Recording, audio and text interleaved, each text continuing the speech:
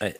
Il est 19h sur CNews. Merci d'être avec nous pour Face à Philippe de Villiers. Cher Philippe, bonjour. Bonjour Elliot. Et qu'est-ce qui se passe? Mais qu'est-ce que vous faites là? Ah bah, il y a un licenciement. C'est un grand remplacement, c'est pas un licenciement. Mais qui est cette personne Mais alors, que je n'ai jamais vue le vendredi soir? pardon, vous arrivez d'où? Elle s'est trompée d'étage. C'est la direction Voilà. Non, mais- J'ai vu de la lumière, je me suis dit, oh ça. Il y a peut-être au JDD un peu de mélanchonisme. Oui. Peut-être que Geoffroy Lejeune a été purgé par Charlotte Dornelas. Il y a des femmes. Charlotte, c'est un plaisir de vous avoir sur le plateau de Face à Philippe de Villiers. Merci de votre accueil. Ah bah écoutez, Je peux dire un mot? un seul. Non, allez-y bien sûr Philippe. Je regarde Charlotte tous les jours chez Christine Kelly, le soir, et le mardi, sauf erreur de ma part, chez Pascal Praud. Elle est admirable de concision, d'esprit de synthèse et d'analyse. Elle est subtile, fine, et avec une force de conviction qui est touchante. Voilà. Donc, en fait, je suis très honoré. Et vous avez la pression. Et j'ai l'impression qu'il va falloir être à la hauteur. Hein. Ah bah attendez, parce que il y a peut-être 1 million de téléspectateurs qui vont nous regarder ce soir. Oui. Mais vous avez une éditorialiste, journaliste. Oui. Et tout se lit sur son visage. Hein. Oui. Quand c'est mauvais, faites attention, Philippe de Villiers. Non, c'est bien, c'est un moment stimulant. Eh ben, Il va falloir hausser le niveau du jeu, comme on dit au Paris Saint-Germain. Ah, laissez le Paris Saint-Germain sur le toit de l'Europe le 31 mai et là, prochain. en fait, on avait Messi et on a Lamine Yamal. Ah bah écoutez, Pour c'est ceux un qui compliment. comprennent le foot. C'est un compliment. Sachez-le, merci, Charlotte Dornelas, C'est pas mal non plus. un compliment. Alors Philippe de Villiers, vous m'impressionnez. Parce que vous ne travaillez pas seulement la semaine, vous travaillez sur cette émission 7 jours sur 7 et même le vendredi après-midi. Moi je dis tout aux téléspectateurs. Et aux alentours de 15h45, après même à 18h, vous m'appelez, vous me dites j'ai vu une séquence bouleversante sur l'antenne de CNews. Et je veux absolument commencer par ça. Et vous avez tellement raison parce que l'actualité que nous traitons est lourde, les sujets sont trop souvent dramatiques, mais il y a des sources d'espérance. Nous l'avons fait, mon petit papa. Elle a gravi l'Everest pour disperser les cendres de son père. Elle s'appelle Constance, c'est une Alsacienne qui est âgée de 26 ans. Elle est devenue lundi 19 mai la plus jeune Française à avoir gravi l'Everest. C'est un exploit très émouvant parce qu'il s'inscrit dans un défi personnel, nous explique Ouest France, gravir les 7 plus hauts sommets du monde pour y disperser les cendres de son père décédé en 2007 des suites d'un cancer. Et elle a été interrogée il y a quelques instants sur CNews. Je vous propose d'écouter Constance. J'ai perdu mon papa d'un cancer du pancréas quand j'avais 9 ans. Et il y a bientôt 4 ans, j'ai retrouvé une lettre dans laquelle il expliquait qu'il souhaitait que ses cendres soient dispersées sur les 7 sommets.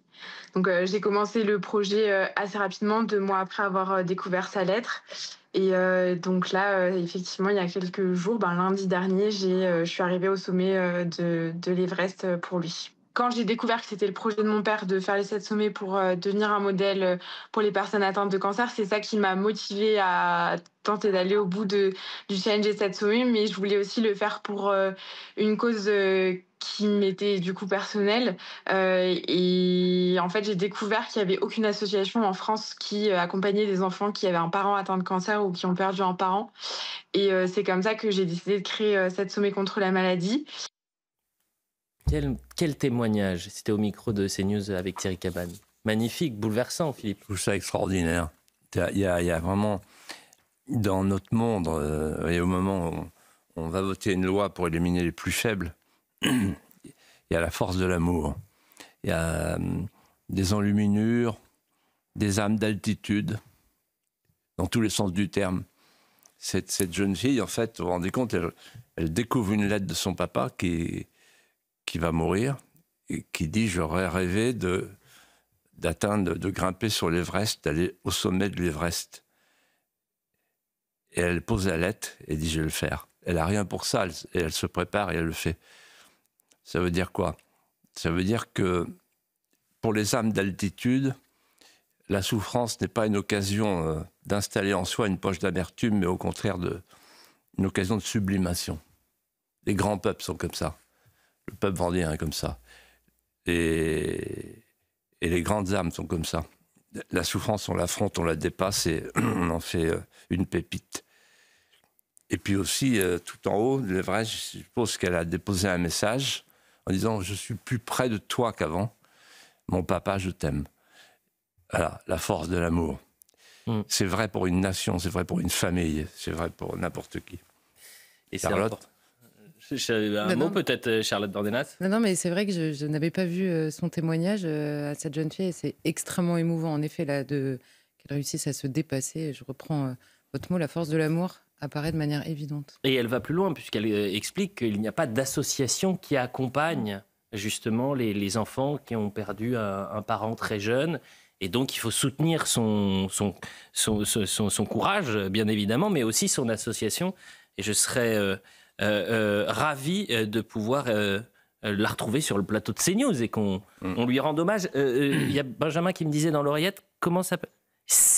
7 sommets, l'association s'appelle 7 sommets contre la maladie. Merveilleux. moi je me disais, je vais peut-être l'inviter en Vendée. Mais le problème, c'est que le Mont des Alouettes, ça fait 232 mètres. Ce sera le 8e sommet écoutez, facile. voilà, exactement. À la une cette semaine, Philippe Devier, le rapport choc sur les frères musulmans, fruit du travail des services de renseignement. Alors, il y a eu un conseil de défense où le président de la République a demandé au gouvernement de présenter des mesures d'ici juin face à la gravité des faits révélés. Ça, c'est la version officielle. La version officieuse, pardonnez-moi de le rappeler, c'est que ce rapport secret était sur le bureau du président de la République depuis août dernier. Alors, il y a eu beaucoup de témoignages tout au long de la semaine, mais je vous propose qu'on écoute celui d'un frère musulman repenti. Il a témoigné au micro d'Europe 1, et je vous propose d'écouter son témoignage. J'étais un vecteur de diffusion de l'idéologie des frères musulmans à travers plusieurs activités. Il y en a une déjà, c'est le prêche du vendredi. Quand j'étais étudiant, le Crous avait mis à notre disposition 4 salles de prière. Et votre serviteur était un des prédicateurs qui transmettait un prêche dans les apparences, un prêche religieux, mais avec le regard, avec la vision, avec l'interprétation politique de l'islam qui est celle des frères musulmans. J'étais aussi président de l'association des étudiants musulmans de France. On a organisé, par exemple, et ça parle à l'actualité aujourd'hui, on a organisé des journées de solidarité avec la Palestine. On diffusait au sein du campus universitaire la propagande du Hamas, ni plus ni moins. Là, je cite 2 exemples. Mais derrière ça, l'objectif n'était pas uniquement de faire des activités, mais d'aller repérer des cibles potentielles qui peuvent à un moment donné, être approché, endoctriné et prêter allégeance à la mouvance des frères musulmans. Il faut savoir une chose, quand on prête l'allégeance, on fait la négation de toute appartenance nationale, de tout esprit de citoyenneté. C'est-à-dire, être français ne veut plus rien dire. Charlotte Dornelas, vous avez une question pour Philippe. Et Philippe, voilà des années que vous parlez de ce sujet-là, de cette menace-là sur la France. Je ne peux pas croire que ça a été un choc pour vous, peut-être plus une confirmation. Alors, quelle est votre analyse de ce rapport à la fin de cette semaine et surtout, quelles conclusions vous tirez de ce rapport ? Alors, vous avez raison, pour moi, ce n'est pas une nouveauté, mais c'est une confirmation. Mais j'irai plus loin. Alors, je pensais à Boualem Sansal. On a tous une pensée pour lui en ce moment. Je l'ai entendu des dizaines de fois me dire, il y a longtemps, vous ne voyez pas ce que vous êtes en train de faire. Vous ne voyez pas ce que c'est que l'islamisation de la France. Le mot était interdit. Vous ne voyez pas qu'il n'y aura pas de choc des civilisations. Il me dit. Je dis, pourquoi il n'y aura pas de choc des civilisations ? Il dit, parce que vous êtes déjà couchés. Et qu'est-ce qu'il y a de nouveau avec ce rapport ? Eh bien, ce qui est nouveau, c'est que ce n'est plus une opinion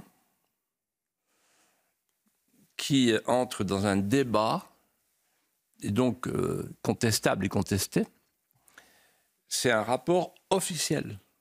C'est l'État qui dit, voilà ce qui se passe dans notre pays. C'est un saut qualitatif brusque, comme dirait Marx. Ça change tout. Alors, dans le rapport, je l'ai lu intégralement et relu, et d'ailleurs vous aussi, puisqu'on en a parlé. La page 61, on en parlait. Et qu'est-ce qu'il y a dans ce rapport ? Première question. Et après, je dirais, qui est responsable et que faire ? Alors, qu'est-ce qu'il y a dans ce rapport? 3 choses. D'abord, il y a la vision du frérisme, la vision du monde. Ensuite, il y a le point d'application, le principe d'action. Et enfin, il y a les armes, pour faire la synthèse du rapport. Alors d'abord, la doctrine, la vision du monde. En fait, on retrouve ce qui était dans le livre fameux de Florence Bergeau-Blaclair, remarquable anthropologue, le frérisme et ses réseaux. Tout était dans ce livre. Mais je reprends les éléments qu'on retrouve dans le rapport. Donc, la définition du frérisme, c'est un mouvement intellectuel, politico-religieux, visant à l'instauration d'une société islamique mondiale, visant à faire de la France un califat. Je ne sais pas si les gens comprennent ce que c'est qu'un califat, mais qu'ils aillent ailleurs pour voir, quand il y a le califat, les talibans, la talibanisation de la France. C'est ça le projet.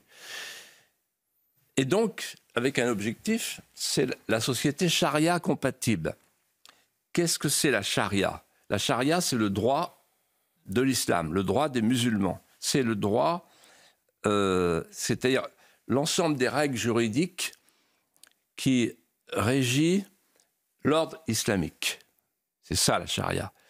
3 conséquences. La charia, c'est un droit qui est révélé et non pas évolutif. C'est un droit qui est révélé, donc immuable, incréé.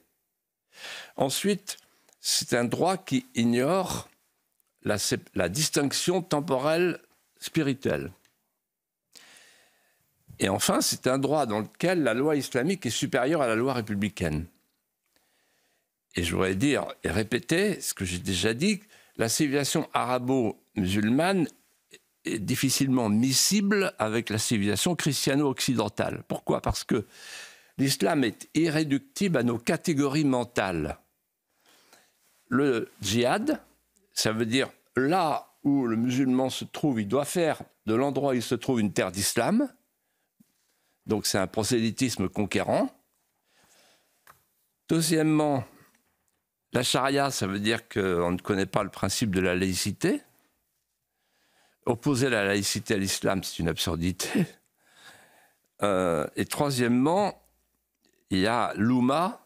Je me souviens de Hassan II qui m'avait dit « N'essayez pas de faire des Marocains des Français, vous n'y arriverez pas. » C'est l'Oumma, la communauté des croyants. Il n'y a qu'une seule nationalité, c'est l'islam. Alors, voilà pour la doctrine. Le principe d'action, il a été défini par Youssef El-Qaradawi, un grand télécoraniste, qui a dit ceci: l'islam reviendra en Europe, qu'il a quitté dans les conditions qu'on sait au long de l'histoire, Grenade, Vienne. Il reviendra, mais le triomphe final ne se fera pas, je cite, par le sabre, mais par la prédication et la constitution d'enclaves territoriales qui deviendront des petites sociétés islamiques, où on pratiquera la charia. Voilà le projet. Voilà le projet tactique, après le projet stratégique. Des armes. Il y en a 3. Première arme,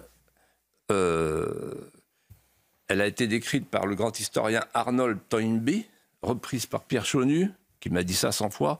Le nombre, le nombre, le nombre. Pourquoi le nombre? Parce que grâce à la fécondité différentielle nord-sud, français de souche, comme dirait Mathieu Kassovitz et les autres, plus l'immigration invasive, le problème il est réglé en 30 ans. Vous voyez bien ce que je veux dire.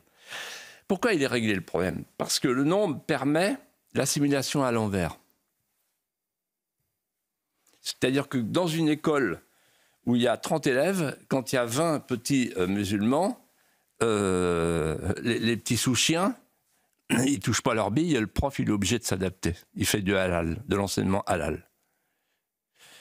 Donc le nombre. Deuxièmement, les soutiens. Là, je vais aborder un sujet qu'Eliot aime bien. Les soutiens, c'est qui? C'est la 5e colonne, le parti de l'étranger. Il y a un parti qui s'appelle LFI. Vous avez vu comment ils ont réagi immédiatement sur le rapport. On dit c'est scandaleux, islamophobie d'État. Donc, ils ont des soutiens, ils ont une 5e colonne, les frères musulmans. L'islamo-wokisme. Et enfin, la dernière arme, c'est la République des juges. C'est-à-dire, en fait, les 5 cours suprêmes qui établissent les conditions de la préférence étrangère avec des notions telles que les minorités, la non-discrimination, c'est-à-dire la préférence étrangère. En gros, les 5 cours suprêmes travaillent à cette idée qu'il faut effacer définitivement la différence entre le national et l'étranger. Et donc, on ne peut plus se battre. On est désarçonné. Alors, qui est responsable ? Je pèse mes mots. La classe politique, tout entière, droite-gauche confondue, chacun en a sa part, depuis 50 ans. Pourquoi ? Parce que depuis 50 ans, la classe politique au pouvoir pratique un triple laxisme. Le premier laxisme, c'est le laxisme migratoire. Pourquoi ? Parce qu'ils ne veulent pas admettre ce que j'ai écrit dans mon livre « Les mosquées de Roissy » en 2006, et qui tombe sous le sens, ce que n'arrête pas de nous dire Boualem Santal.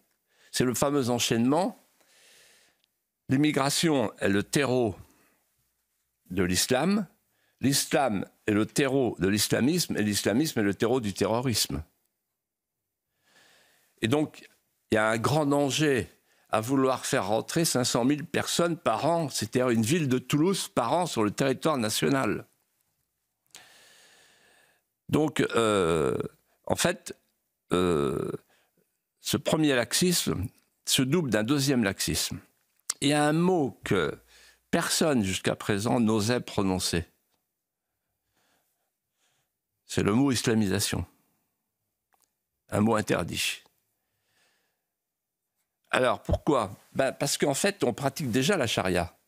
Et moi, je dis ceci, il faut maintenant affirmer avec solennité, fermeté, en France, on ne pratique pas la charia. En France, on serre la main des femmes. En France, on ne les force pas à se voiler. En France, on ne pratique pas la polygamie. En France, on ne porte pas des tenues du 7e siècle, les tenues du prophète. En France, on n'égorge pas les animaux sans les étourdir. En France, on ne mange pas du halal à la cantine. En France, on a le droit de changer de religion. En France, on a des clochers, pas des minarets. En France, on entend l'angélus, pas le muezzin. Voilà. C'est comme ça. C'est la France. Voilà. Est-ce qu'il y aura un homme politique demain qui va se lever pour dire ça et le faire ? Pas le dire. Le dire, tout le monde le dit. Ça y est, c'est parti. La digue a cédé. Mais le faire. Et le troisième laxisme, c'est la laïcité. La laïcité, c'est un vrai scandale en fait. Et je vais vous dire pourquoi.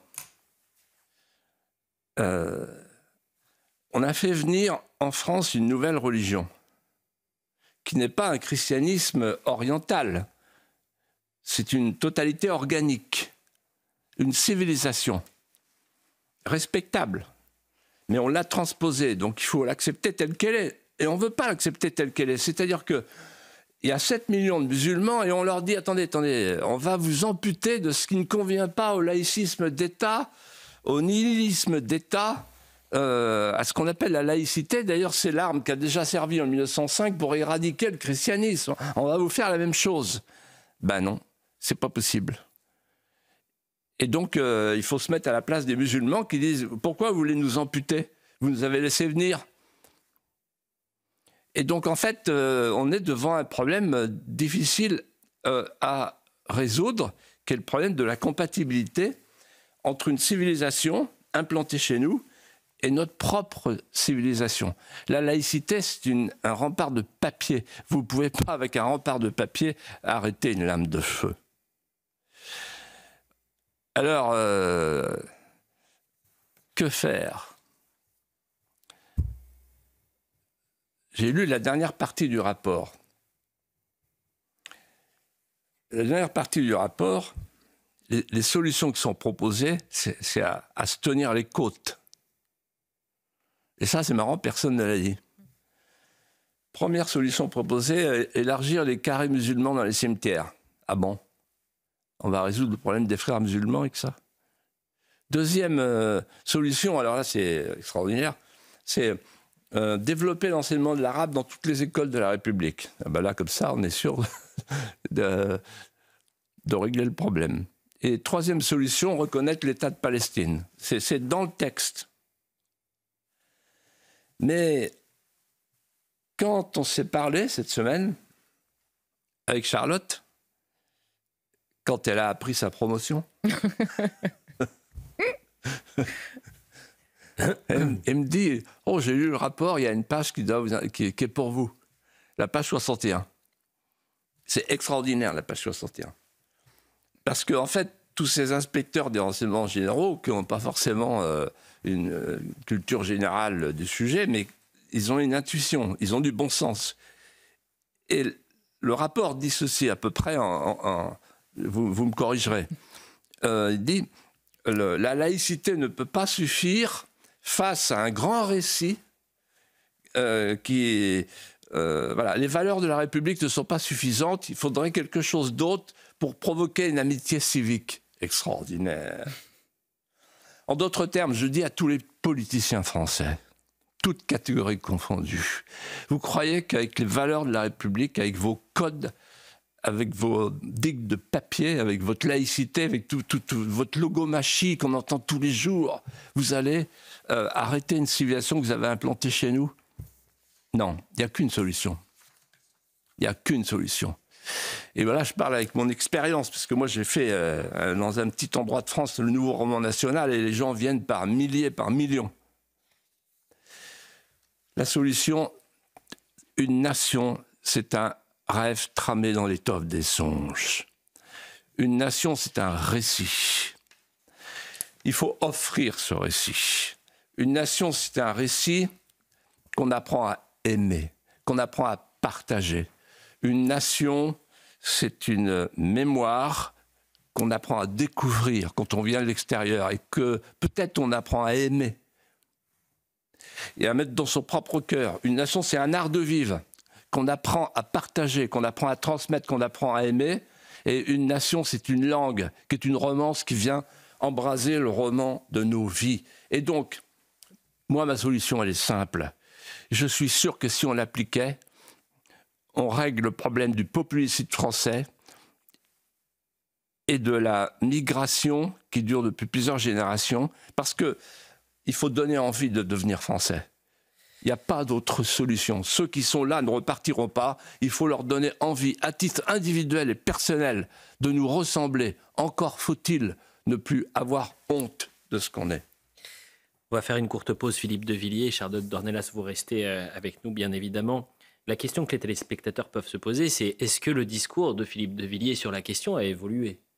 Est-ce qu'il disait la même chose il y a 20 ans? Ah oui, voilà. Est-ce qu'il est en train de nous faire un petit tour de passe-passe? Est-ce que je vous fais du Larcher Barnier en nous disant, je vous avais prévenu, mais en regardant un peu, en creusant, en fouinant, peut-être qu'il ne nous avait pas dit la même chose il y a 20 ans.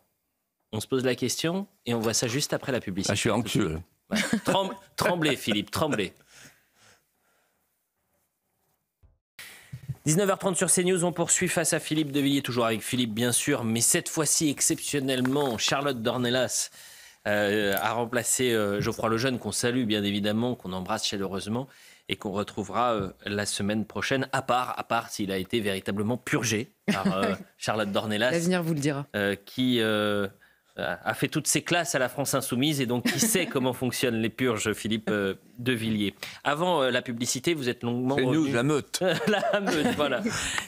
Philippe, vous êtes revenu longuement sur le rapport des frères musulmans, qui est un rapport choc pour les médias, pour les politiques, mais pour vous qui avez traité ce sujet depuis bien longtemps, ne vous surprend pas, bien au contraire. En revanche, la question c'est de savoir si vous nous avez menti. Est-ce que vous avez dit la même chose il y a 20 ans? Il s'avère que j'ai creusé un petit peu. Déjà, je pourrais montrer les différents livres que vous avez pu publier dans les années 2000. Vous avez parlé des turqueries du grand Mamamouchi. C'est une adresse à Jacques Chirac au moment où la question de l'intégration turque dans l'Union européenne se posait, au moment du référendum. On est en 2005. Il y a également les mosquées de Roissy en 2006 et vous avez publié en 2016 Les cloches sonneront-elles encore demain ? Et beaucoup de téléspectateurs m'interpellent dans la rue me demandant mais pourquoi n'a-t-il pas été entendu plus tôt ? Et la question, c'est de savoir si, est-ce qu'à travers vos alertes sur l'islamisation de la France et sur la question de l'islamisme, vous avez été écarté en quelque sorte de la vie politique et de la vie médiatique. On disait à l'époque, je crois, cornérisé. Alors j'ai retrouvé une séquence. On est en 2007. Vous êtes candidat à la présidentielle, monsieur Philippe de Villiers ? Et écoutez ce que vous dites. Êtes-vous favorable au rétablissement des contrôles aux frontières ? Êtes-vous favorable à une charte républicaine pour la construction des mosquées ? Dans laquelle on trouvera le respect scrupuleux de l'égalité homme-femme, le rejet de la polygamie, de l'excision des mariages forcés, l'interdiction des financements étrangers et le respect de la liberté de changer de religion. Êtes-vous favorable à l'interdiction du voile islamique dans les lieux publics ? Alors, vous allez m'aider à gagner ce référendum à l'automne prochain, lorsque je serai président de la République, pour stopper l'immigration et maîtriser le communautarisme islamique qui menace aujourd'hui les lois de la République. Vous étiez déjà un grand démocrate, puisque vous vouliez que ça soit un référendum. La question qu'on se pose, c'est est-ce que vous avez subi pendant cette période un procès en extrémisme ? Alors, d'abord... Il y avait du beau monde dans la salle. Il y a 800 000 personnes qui vous regardent à minima ce soir. Oui, mais il y avait tous mes collaborateurs et tous mes amis, tous mes proches, dont l'actuel ministre de l'Intérieur, qui lui non plus n'a pas changé par rapport à ce que nous disions à l'époque, et dès 1995 d'ailleurs. Alors je réponds à votre question. En écoutant votre question, je repensais à Pierre Juillet. C'est l'ancien conseiller de Pompidou, de Chirac, avec Marie-France Garot. C'est une sommité. Un homme très, très intelligent et qui voyait large, qui voyait loin. Et un jour, il me dit, c'était chez Marie-France, dans les Deux-Sèvres. Un soir, on prend l'apéro, puis il me dit, vous savez, Philippe, il ne faut pas vous faire trop d'illusions. Je dis, je m'en fais aucune. Pourquoi vous dites ça ?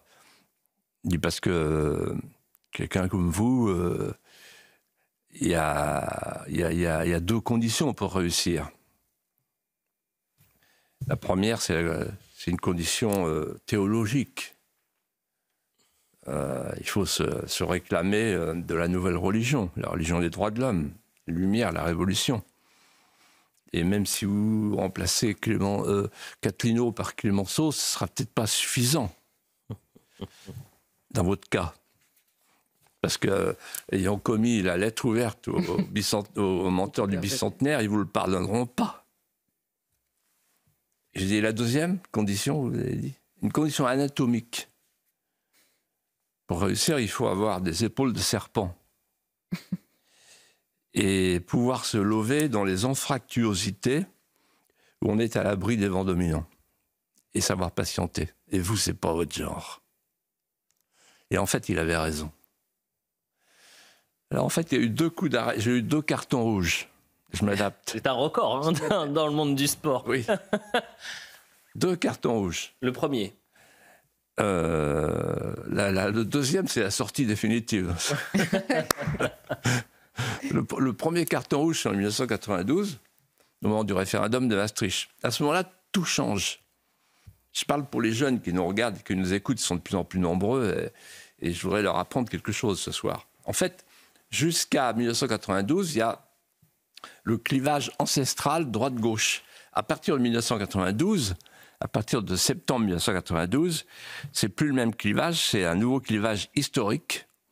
C'est le oui, le non. En fait, qui cache 2 souverainetés, la souveraineté française, la souveraineté nationale et la souveraineté européenne.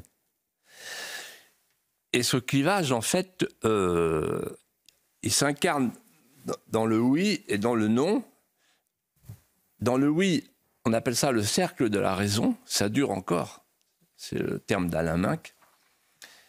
Et Delors explique tous ces gens-là, en parlant du non, il faut qu'ils quittent la vie politique, ils n'ont plus rien à faire dans notre démocratie. Et le non s'attaque au oui avec une phrase de Séguin que tout le monde connaît, mais je la répète parce qu'elle est merveilleuse, elle est goulayante.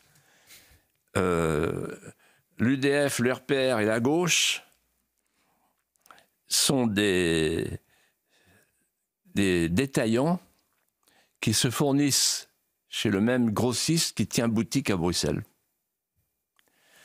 Cette fracture, elle s'est approfondie. Il y a eu le traité de Schengen, la droite s'est précipitée, c'est Chirac. Il y a eu le traité de Marrakech, la droite s'est précipitée, Balladur. Il y a eu le traité d'Amsterdam, là encore la droite s'est précipitée, et il y a eu le traité de Lisbonne. Je ne vous la refais pas. Et les gens qui étaient sur la photo autour du président de LR, LR c'est l'héritier du RPR, fédéraliste, qui a viré Séguin et Pasqua. C'est pour ça que c'est une grande hantise pour moi de voir l'évolution de LR aujourd'hui. Extraordinaire. Il y aura peut-être une prise de pouvoir. Il y aura peut-être une salle Philippe de Villiers. Par personne interposée. Non, mais il y aura peut-être une salle Philippe de Villiers pour la salle des... une promenade à Beauvau. après la promenade au Sable d'Olonne, la salle Philippe de Villiers pour les grandes décisions. Une reconnaissance du ministre de l'Intérieur qui dit « Je veux une promenade Philippe de Villiers entre Beauvau et l'Élysée. Voilà. Tant qu'à faire. » Bon, voilà. Et quand je les ai vus tous, les vieux hiérarques, là, ils ont fait le traité de Lisbonne, ils ont tout fait. Voilà. Donc, et alors, je raconte une anecdote. Un jour, Jacques Chirac m'invite à déjeuner. En fin 94, il me dit « Il faut que tu rentres au gouvernement, etc. » C'était après mon succès aux élections européennes. Et je lui dis « Non, parce que vous allez faire la monnaie unique. » Et il me dit « Non, on va faire un référendum. » Et je dis « Mais vous allez faire la monnaie unique. » Et il me dit « Pourquoi tu es contre la monnaie unique ?» Je dis « Parce que vous allez faire croire aux gens que c'est un accélérateur de vertu, alors que c'est un accélérateur de gaspillage et de laxisme. En fait, vous allez mettre l'édredon sur le réveil pour pas qu'il sonne. » Il me dit, on s'en fout, on fait de la politique. Bon, voilà. Voilà. Donc, j'aurais pu faire carrière. Et à ce moment-là. Mais c'était pas possible. Je pouvais pas trahir les gens qui avaient voté pour moi. Et qui croyaient ce que je disais, qui croyaient que je croyais ce que je disais. Bon. Le deuxième carton rouge. Donc, le premier carton rouge, l'Union européenne, comme vous êtes critique de l'Union européenne, c'est pas possible, quoi. Vous êtes hors du système. Mais le deuxième carton rouge est bien pire. C'est 2005. Le référendum. Le référendum. Et là, je dis, je m'oppose à l'entrée de la Turquie. Et puis ensuite, je fais les mosquées de Roissy, grâce au service de renseignement. Et je dévoile. Et mosquée de Roissy, je suis sur Europe 1 le matin. Et El Kabash, première question d'El Kabash. Monsieur de Villiers, j'ai une seule question à vous poser. Vous êtes sérieux ? Je dis, pardon ? Vous êtes sérieux ? Voilà, bon, terminé. Voilà. Et c'est-à-dire qu'en fait, sur le titre, sur le bandeau, si vous regardez, il y a l'islamisation de la France.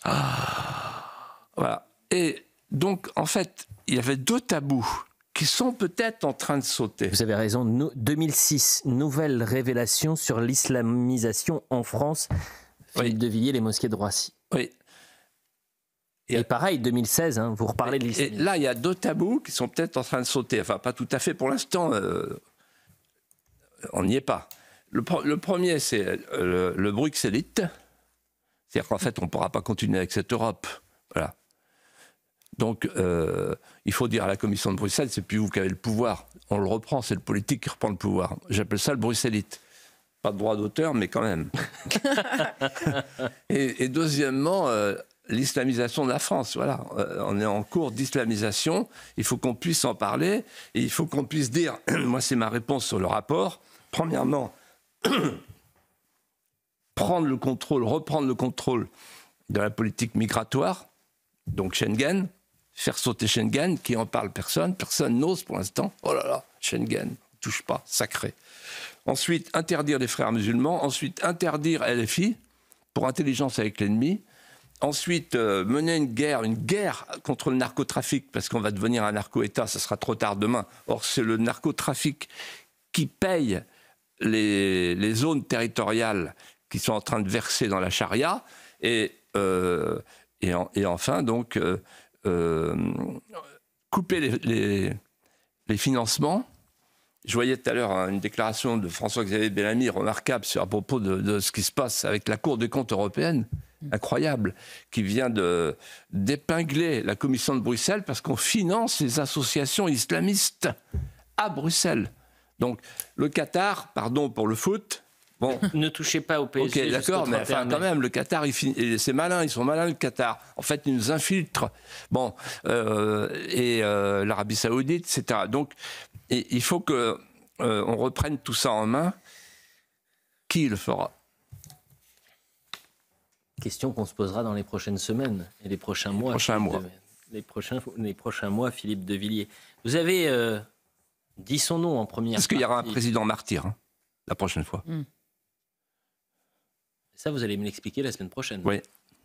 Parce que pour faire tout ça, par la voie démocratique, il faut en appeler au peuple 3-4 fois et puis accepter d'être un martyr. Parce qu'en face, ils sont très, très, très organisés.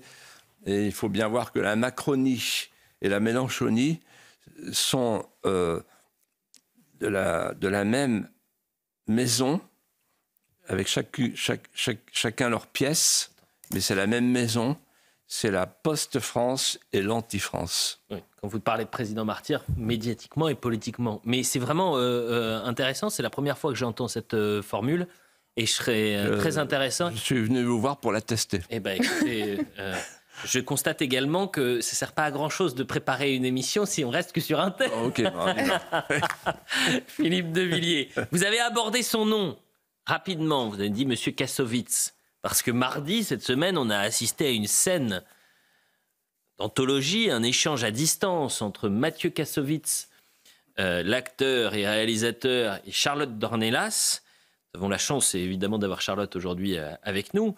Mais c'est à vous que je vais demander une analyse de cet échange. Je remercie chaleureusement, confraternellement, la production de C'est à vous, qui n'a même pas daigné répondre à notre demande d'acheter les images pour vous les montrer, Philippe de Villiers. On voit à quel point ils ont une grande notion de la confraternité et du respect. Et donc, je vais vous lire ce qu'a dit M. Kassovitz. Le problème qu'on a en France, qu'on trimballe avec nous depuis extrêmement longtemps, c'est un problème de racisme. Qu'il y ait des difficultés à intégrer, c'est un combat qui est perdu d'avance. Nous devons être fiers d'être un des pays les plus intégrés au monde. C'est une de nos forces et c'est ce qui fait qu'on est français. Maintenant, il n'y a plus de Français de souche. Ça n'existe plus. J'espère qu'on va continuer à se mélanger, pas seulement en France. Réponse le lendemain de Madame Dornelas. C'est une confusion ahurissante, son propos, déjà pour commencer. Et ensuite, il nous explique que donc, on a du mal à intégrer, on est les plus racistes, et d'ailleurs, on doit se réjouir d'être le pays le plus intégré. À quoi? On ne sait pas. Désintégrer, à mon avis, serait un mot un peu plus adéquat à ce qu'il nous explique, puisqu'il nous explique qu'en fait, on est extrêmement intégré parce que nous ne sommes plus rien. C'est original comme propos, c'est vraiment très original. Donc c'est un mélange de tout, on ne sait pas très bien identifier. La seule chose dont on est sûr, c'est qu'il reste suffisamment de Français de souche pour les traiter de racistes du matin au soir. Parce qu'il n'y en a plus, mais il y en a quand même, au moment où les accusés de racisme. Ça ne veut rien dire. Simplement, il remet encore un coup de trick à la France qui n'en peut plus. Les Français, juste, n'en peuvent plus. Au-delà des questions des causes des uns et des autres, est-ce qu'ils voient qu'il y a des gamins qui meurent de coups de couteau tous les 3 jours ? Ils le voient, ça? Ils vivent dans le même pays? Non. Ils sont ailleurs, ils ne voient pas la souffrance réelle de gens, ils les accusent du matin au soir, alors que les Français sont inquiets. Inquiets de voir disparaître leur pays, inquiets maintenant de voir disparaître leurs enfants. Excusez-les. On est dans le même pays, mais il y a un monde qui sépare M. Kassovitz de Mme Dornelas, qui est face à vous, Philippe de Villiers. Mais moi, je vais vous répondre de manière paradoxale. Français de souche, qu'est-ce que ça veut dire pour moi? Sylviane Agacinski a dit un jour, me semble-t-il, quelque chose de magnifique. Elle a dit, quand j'étais en Pologne, on m'a fait aimer les rois de Pologne. Quand je suis arrivé en France, on m'a fait aimer les rois de France. Voilà, c'est une Française de souche pour moi. Français de souche, ça veut dire aimer le pied-mère quand on est le greffon. et même quand le greffon vient d'ailleurs, pourvu que, prenant le soleil et les ombrages de la France, ils se mettent à aimer François Ier, Versailles, la littérature française, Victor Hugo, et qui pleurent lorsque on lui parle de Chateaubriand enterré sur le Grand B face à la mer. Autre sujet, Philippe de Villiers, c'est un livre qui a fait grand bruit dans le monde universitaire, un temps censuré, avant que certains médias s'emparent du sujet. Je pense au JDD, au Figaro, à CNews également. On parle là de Face à l'obscurantisme woke aux éditions PUF, Presse universitaire de France, sous la direction d'Emmanuel Hénin, de M. Salvador, de Pierre Vermeuren. Charlotte Dornelas. Oui, c'est pas la première fois qu'on parle ni de censure ni de wokisme, ce n'est pas la première fois que vous abordez le sujet, mais vous avez tenu à en parler cette fois-ci. Qu'est-ce que révèle pour vous cette tentative-là de censure, cette énième tentative de censure? Ce livre, en fait, c'est un livre de chevet.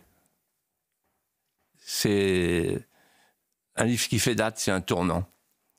Emmanuel Hénin, qui a coordonné 26 auteurs, je crois, c'est tous des gens remarquables, elle explique bien que le mouvement du wokisme est un mouvement idéologique qui, en fait, se part de la légitimité universitaire, qui se réclame d'une démarche scientifique, alors qu'il constitue une régression de la rationalité et de l'universalisme. En fait, c'est la troisième religion, c'est une nouvelle religion, parce que le wokisme a un rapport généalogique et analogique avec les autres religions. Il prétend imposer sa nouvelle religion à la place du sacrifice christique. C'est le sacrifice des nouveaux boucs émissaires, c'est la figure de l'homme blanc hétérosexuel qui commet 3 péchés, la masculinité, la blanchité et l'hétéronormativité. Voilà. Ce livre, il faut le lire, le relire. Il nous explique bien comment nous sommes pris en étau entre le wokistan qui nous désocialise et l'islamistan dont on parlait il y a quelques instants qui nous resocialise. Philippe de Villiers, très très rapidement, c'est une image qui a enflammé, autre sujet, on va sur le terrain diplomatique, qui a enflammé les réseaux sociaux vendredi dernier à l'occasion du sommet de la communauté politique européenne à Tirana en Albanie. C'est le président français, regardez, Emmanuel Macron et son homologue Recep Tayyip Erdogan qui ont échangé une poignée de main des plus singulières. Alors j'en appelle à l'homme d'État, l'homme qui connaît les protocoles, qui connaît ses poignées de main ou ses poignées de doigts, je ne sais pas comment le préciser. J'imagine que vous avez une petite idée sur la signification de cette séquence. Oui. Qu'est-ce qui se passe ? Il a vu la Sixtine, il a vu le conclave, Erdogan. Il fait le coup du plafond de la Sixtine. Vous savez, il y a le Tout-Puissant qui tend le doigt vers Adam. C'est l'étincelle vitale, en fait. Vous connaissez le proverbe de la Sublime Porte ? Celui qui tient le doigt, c'est le sultan. Celui qui tend le doigt, c'est le dhimmi. Ce sont les turqueries du petit Mamamouchi. Vous savez qui a dit ça ? Saint-Ignon. Saint-Ignon, probablement. Turquignon. Turquignon. Autre sujet à présent, Philippe de Villiers, le débat sur l'euthanasie qui occupe les journées à l'Assemblée. La conférence des évêques de France, vent debout contre la proposition de loi sur l'aide à mourir, a lancé ce lundi une initiative pour inciter les fidèles à interpeller leurs parlementaires. Je vous propose d'écouter le cardinal Bustillo. Écoutons. On nous parle de cette loi terrible, aider à mourir. Déjà, le terme aider, c'est terrifiant. Aider à mourir, finalement, c'est tuer. Tuer une personne en souffrance, mais l'éliminer par un acte médical, par un acte radical. C'est triste. Ce n'est pas le but de la médecine. Et je trouve qu'on laisse de côté l'éthique médicale. Charlotte Dornelas. Quel regard vous portez sur cette démarche, justement, notamment des évêques cette semaine ? Je ne commenterai pas ce qu'a dit le cardinal. Il faut se féliciter de la décision de l'Église de France d'inciter tous les Français à aller voir les ministres solidaires d'un gouvernement qui commet un crime. Le crime d'abandonner les plus faibles. C'est ça qui est en train de se passer. Et donc, bravo aux évêques de France et au cardinal Bustillo, qui est courageux et qui dit la vérité. La civilisation, c'est quand on s'occupe des plus faibles. Et aussi, vous savez qu'il y a une mobilisation ce week-end. C'est un homme que vous connaissez, un des informateurs bien informés, Oui. Jean-Baptiste Ibon, qui précise que demain se tiendra ce samedi à 14h à Paris, devant l'Assemblée nationale, à l'angle de la rue Constantine et de la rue de l'Université, à la sortie du métro des Invalides, une mobilisation. Et il appelle tous les éligibles, entre guillemets évidemment, dans cette loi sur la fin de vie, et leurs proches aidants à s'exprimer. Et donc, il lance cette invitation pour faire entendre une voix singulière, celle des éligibles, une voix qui dit « Aidez-nous à vivre, pas à mourir ». Et c'était important. Et il faut aller voir les députés chez eux, à leur domicile, là, ce week-end. Là. Oui. Vous voulez dire dans les circonscriptions, bien sûr. Oui. Philippe de Villiers, il est l'or de l'apologue. Le 23 mai 1200, le roi Louis VIII, fils de Philippe Auguste, épousait une certaine Blanca de Castilla. Et vous avez souhaité nous parler de cette jeune princesse qui venait de Tolède, une ville qui vous est chère. Racontez-nous. Oui, donc vous venez de le dire, le 23 mai 1200 a lieu le mariage d'une jeune princesse espagnole, Blanca de Castilla, et d'un jeune roi de France, Louis le VIIIe, fils du célèbre Philippe Auguste, vainqueur de Bouvines. Ces épousailles sont inattendues. Elles n'auraient pas dû avoir lieu. Pourquoi ? Parce que cette princesse n'était pas destinée à devenir reine de France. Elle chantait, elle jouait, elle courait sur les remparts du château de Palencia, tout juste repris aux morts. Elle jouait sur le Tage. C'était une petite jeune fille pimpante, guillerette. Une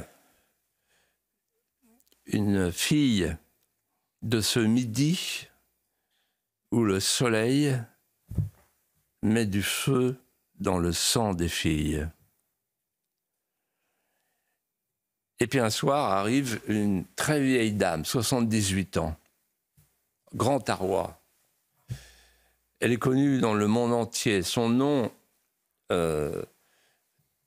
évidemment, est un nom connu dans toutes les cours occidentales. Elle s'appelle Aliénor d'Aquitaine. Elle a été reine de France et reine d'Angleterre. Et là, sa mission, c'est d'aller chercher la future reine. Elle s'appelle Urraca, c'est la fille aînée. C'est la sœur aînée de Blanca. Mais très vite, les ambassadeurs qui accompagnent la reine Aliénor font connaître leurs mauvais pressentiments. Parce que la consonance heurte l'oreille française. Urraca, reine de France, c'est pas possible. Font-ils valoir à la reine Aliénor d'Aquitaine. Si bien que l'histoire bascule. Eliot. Le cortège est venu chercher Urraca et le cortège va repartir avec Blanca. La pauvre petite Blanca pleure. Toutes les larmes de son corps. Elle ne veut pas quitter la Castille, elle ne veut pas finir sa vie dans ce Louvre salpêtré, humide. Elle ne connaît pas la France. Elle ne connaît pas la langue française. Elle ne veut pas quitter Tolède. Et pourtant, elle arrive au Louvre. Elle sèche ses larmes. Elle va devenir Blanca de Castilla, va devenir Blanche de Castille. La régente, la reine et bientôt la mère d'un petit Louis de Poissy, chétif, qui naît sous le signe des croix noires, mauvais présage. Et elle va l'élever à la castillane, c'est-à-dire de manière rigoureuse, et en lui répétant tous les jours ce qu'on pourrait dire aux journalistes français. Un roi illettré est un âne courageux. Pardon. C'est Charlotte qui vous trouble. Un roi illettré est un âne couronné. Et puis, un soir, elle lui fait une surprise pour son anniversaire. Elle lui offre quelque chose qu'elle a fait fabriquer spécialement pour lui, un psautier, des psaumes, une Bible illustrée, enluminée, qui vient d'un artisan de Tolède, qui a mis des mois et des mois à le confectionner. Et tous les soirs, elle et lui lisent ensemble le Jardin d'Éden, le Jardin des Oliviers. Ce psautier devient son livre de chevet. Il va l'accompagner partout où il va, jusqu'en Terre Sainte. Et puis le 25 août 1270, allongé sur un lit de cendres, à Carthage, sur la plage, allongé sur un lit de cendres, les bras en croix, à la manière des cisterciens, configuré au roi des rois, il offre sa vie en holocauste. Il serre contre son cœur son psautier. Il s'en va. Et juste avant de partir, il interpelle sa fille Isabelle, qui lui prend la main. Il lui dit « Isabelle, je t'enjoins de ramener mon psautier à Tolède. C'est de là qu'il vient. » Tolède, ça lui parle. C'est lui qui a fait dessiner la cathédrale avec ses architectes. Elle accomplit ce geste. Voilà, l'histoire est finie. Mais dans les apologues, la fin n'est jamais celle qu'on croit. Non, l'histoire n'est pas finie. En 2016, l'équipe du Puy du Fou part à Tolède. Nous sommes reçus magnifiquement, à la manière de la reine Aliénor. Et on est accueillis par le président du gouvernement, Emiliano Garcia Page, qui est devenu depuis un ami, et puis le recteur de la cathédrale. On nous fait monter dans un escalier en colimaçon. On est tout en haut de l'escalier du colimaçon, et là, il revêt des gants blancs, il sort d'un coffre immémorial un linge défraîchi, doré, et il ouvre le linge, et dans le linge, il y a le psautier de Saint-Louis. Et là, les deux se tournent vers moi et disent « On va vous faire un cadeau, pour vous, le Puy du Fou, pour vous, la France. » Et ce cadeau, je l'ai là avec moi, c'est le psautier de Saint-Louis, le fac-similé. Voilà. Magnifique. C'est sublime. Sublimissime. Voilà. Et cette histoire, vous pouvez la retrouver dans le Panache, le fameux Panache. Qui raconte les histoires, qui raconte la France, le magazine. L'histoire des reines et qui raconte cette histoire que je viens de vous raconter, qui est une histoire touchante, une belle histoire française. Et je précise que vous êtes un enfant désormais adoptif de la Castilla-La Mancha. Comment vous savez ça? Mais vous croyez que vous êtes le seul à travailler, Philippe de Villiers? Regardez, c'est le gouvernement de la Castilla-La Mancha qui fait Philippe le Joli de Villiers enfant, hijo de la région. Je ne vais pas le dire, Philippe le Joli de Villiers. Eh bien, écoutez, merci beaucoup, Philippe de Villiers. C'était un plaisir d'être avec vous, comme chaque vendredi. Merci. Alors, qu'est-ce qu'on dit à la prochaine? Charlotte, voilà. Bon vent, bonne route, Charlotte. Merci d'avoir. Merci de votre accueil. Oui, c'était un plaisir de vous avoir. Et nous, on se retrouve vendredi prochain, bien sûr. À tout de suite. Dans un instant, c'est l'heure des pros.